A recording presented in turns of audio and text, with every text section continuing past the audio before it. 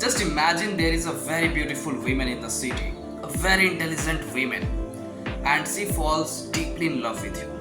What did you do? There are very high chances that you want to establish some sort of relationships, right? And of course, you are absolutely right. Not only you, a majority of persons would love to do such things. And that is okay, that is fine. So recently I read a book called The Fountainhead by Ayn Rand. So according to this book, there is a very famous and obsessed architect called Howard Roark. So what happens? He was so obsessed about architecture that he didn't pay much attention to others. And it same happens with that lady, that beautiful lady which I was talking about. So he was so committed in architecture, so he did so many great architect entirely according to this novel. So one incident happened that one day he blew one of the housing projects, and you may be shocked that why he did it. If I ask you that if you get opportunity to build a building and then if you have to blow it, then obviously no one would like to do, because you have invested your time, money, energy and so on. So if I have to do such things, definitely I also don't like to do. But there is a reason why he did it. There is a reason. Because the owners altered his design without his consent. And they did a major design changes. So it may look like a madness, but to Roark, it was a kind of attack to his professional integrity.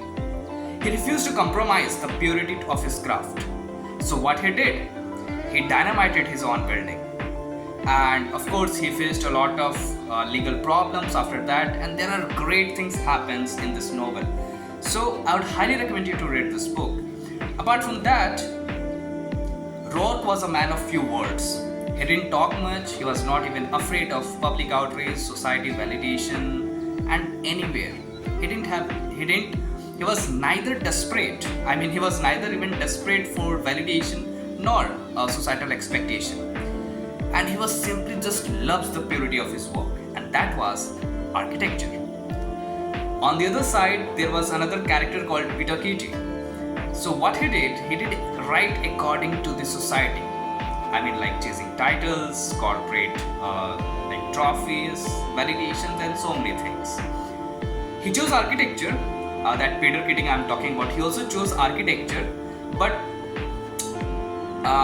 it doesn't mean that he loved buildings, because society told him that it was a prestigious career. Just go, you will success, you will get a lot of money, this and that, fame, name, money, wealth. So somehow he was into the architecture.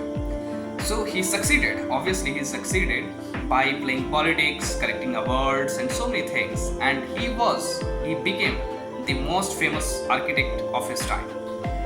But his success was a kind of illusion. So there are several characters which is there inside this novel. Of course, this novel covers almost 700 pages, but guys, it's worth reading. It's worth reading. Okay, I've already shared my link in my description box. Just go and purchase it. And one last thing which I would like to share, that the Howard Roark, when he gave his speech in the very end of this novel, so he was talking about two kinds of people. The first, who is creators. Creators means those who trust their independent minds, and he built from scratch. And second, which is second-handers, those who copy others and live purely for the crowd applause, kind of people pleasing, you can say. So I have read this book Fountainhead, and it reminded me that integrity is not stubbornness, it's self-respect. So personally I would like to know your opinion if you have read this book so far, and there are lots of things which I would like to share. Maybe in further videos I will share with you so many things which I have really loved in this book. So I would highly recommend you please read this novel, The Fountainhead by Ayn Rand, and thank you so much for watching this. Yeah, thank you.